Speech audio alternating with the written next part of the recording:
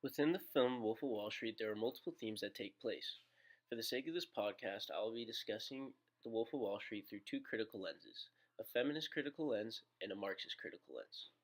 When criticizing a piece of literature, a feminist criticism may look to examine the ways that texts reinforce or undermine the social, economic, and political oppression of women. Almost the entire film could be looked at as a feminist criticism, as throughout the movie there are countless scenes of naked women which depicts the oppression they face. Multiple scenes include drugs being snorted off women's private parts, as well as strippers being groped and slapped by the men in the office, all of which is meant to be normal or actually encouraged behavior. In reality, the entirety of this film is extremely derogatory towards women, and is quite obvious to anyone who doesn't get caught up in the lifestyle these guys are living. A scene that sticks out in particular that is somewhat appropriate for this project was when Jordan Belfort, who's played by Leonardo DiCaprio, says that he will pay his assistant Danielle Harrison $10,000 to shave her head, of which he then made her promise to use the money for breast implants. All the while she is crying the entire time. This, along with other disgusting examples of sexualism, shed a bad light on feminism and attempts to appropriate behavior like this.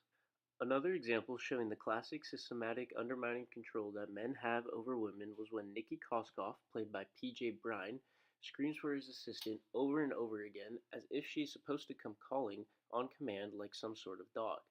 Another point worth noting is that all the stockbrokers are male, and all the females, which are very few who work there, are all assistants.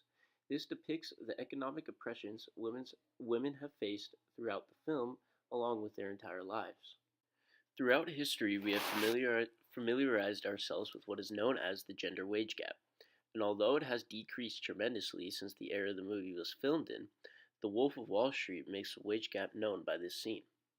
According to Hadass Mendel and Moshe Semyonov, written in 2014 from the Journal of Demography, most studies on temporal changes in earning gaps between men and women have been conducted by economists, who commonly divide the gender pay gap into two components: the portion of the gap that is explained by gender differences in work-related characteristics, and the portion of the gap that remains unexplained.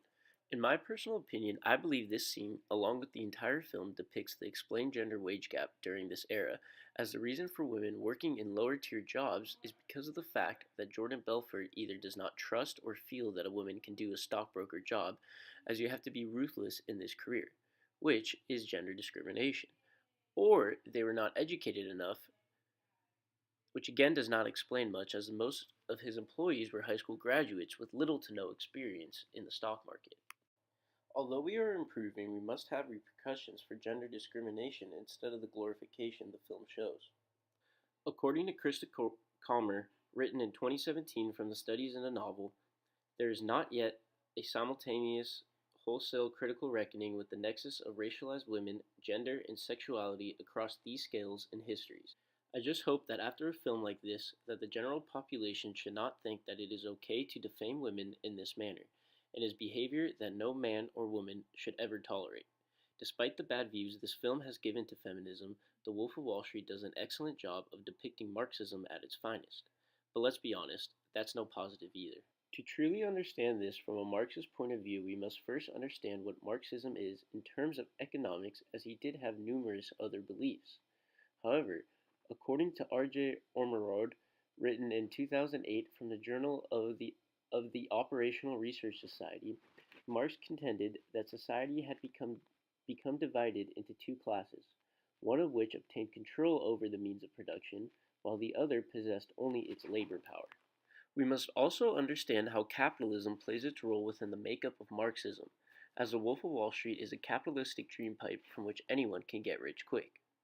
According to Stephen Resnick and Richard Wolff, written in 2013 from the Journal of Economics, capitalism is a major cause of Marxism, as well as its enemy.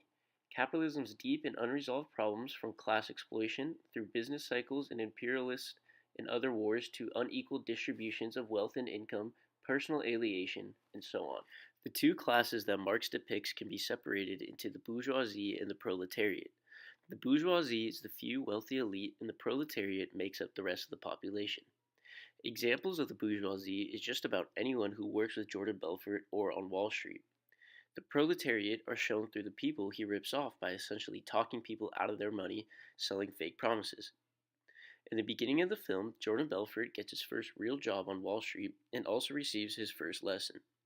As an aspiring stockbroker, his initial goal was to make money while also making other people rich. Mark Hanna, who is played by Matthew McConaughey, says to him that the number one rule of Wall Street is that no one knows what is going on, and that your only goal is to talk people into buying and out of selling. This is where he creates his money hungry persona, putting himself ahead of others, even if it means destroying their lives, hence the bourgeoisie and the proletariat. Things take a dark turn once his firm gets shut down and he is forced to sell penny stocks to lower class people. And even though he knows they will probably lose money since the companies are so terrible, he continues to talk people out of their money even though they don't know any better. Eventually, he starts his own firm based off penny stocks.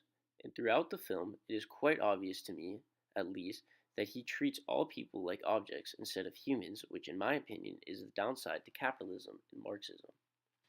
He even states in one scene that it's like selling garbage to a garbage man. It is also important to note that historically the bourgeoisie have continued to control society not only through money but also through a social atmosphere as well. According to Monique Charlotte Pincon and Michael Pincon, written in 2018 from the Journal of Urban and Religion Research, to achieve social tranquility and to fashion an environment that suits them and ensures the best conditions for educating their children, members of the upper bourgeoisie practice systematic social ostracism and do so without a shade of guilt. We see this in a modern form today with gated communities and private schools. Jordan Belfort's kids, along with his family, was part of this class. According to Brock Bastian, Yolanda Yedin, Hannah Chen, Helena Radke, Jessica Harding, and Fabio Fasoli, written in 2013 in the Journal of Personality and Social Psychology Bulletin, social ostracism is a social exclusion of another individual, and unlike conflict may occur in the absence of provocation. This can create a multitude of issues, but none more than the fact that another person's family is better than yours, due to your income, which could result in a higher or lower ego depending on which side you fall on. This also shows the continued control the upper class has over the lower class, of which is still being imposed today. When looking through a Marxist criticism lens, one major factor is determining the forces that create human experience, which in this case the bourgeoisie, or Jordan Belfort, which control the economic systems that create human societies. According to Morris Zeitlin, written in 2001 from the Journal of Nature, Society, and Thought, they are alarmed by the horrendous abuse inflicted on nations and nature by the growing economic power of a few hundred global corporations that depress the incomes and working conditions of millions, cut their public services, ruin small farmers and businesses, debase community environments, and weaken democratic controls over government. Wall Street itself is one of the most iconic examples of capitalism, and the film does a good job of representing what Wall Street stands for, which is comprised of a money-hungry, drug-fueled population. The entirety of the film is spent glorifying Wall Street and the promises that it comes with, which of course is money. However, what often happens in films such as these is that the audience gets caught up in the beautiful girls, drugs, partying, and money. And when distracted, you fail to realize what is actually happening, which is a drug-addicted, money-hungry cheater who only cares about himself.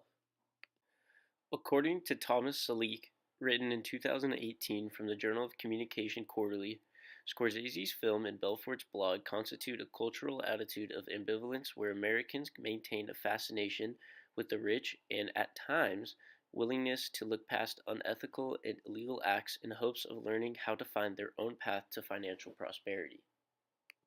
This can be dangerous as we feel that in order to be successful, we need to have materialistic items such as Ferraris, yachts, or private planes, forcing people to do things they otherwise would not have done. The Wolf of Wall Street, to me, shows the constant competition we are in with one another to constantly prove our wealth and power. A book titled Bleeding Edge, which is similar to that of The Wolf of Wall Street, examined by Andrew Rowcroft, written in 2019 from the Textual Practice, To imagine a narrative in which, in contrast, the protagonists are not fully realized, psychologically complex, desirous individuals, but rather anonymous, inhuman systems and networks may run contrary to the traditional inclinations of the novel, but it is a task demanded by the realities of the contemporary finance capital. To me, this is a very interesting take on any character to essentially call them a robot, but can easily be applied to the characters in The Wolf of Wall Street. All are acting without any emotions similar to that of a computer, with their driving force being greed and money instead of a processor. I believe that what this film is trying to represent is the life of the elitist and how glorifying it can be, but also at the same time showing how dark and lonely money and power can make you. For example, at the beginning of the film, Jordan's character states that the greatest drug of them all is money, while also going on to state that money can literally buy you whatever you want. However, are you fulfilled with that money? Or, in other words, are your materialistic conditions making you happy? We have all heard the term that money cannot buy you happiness.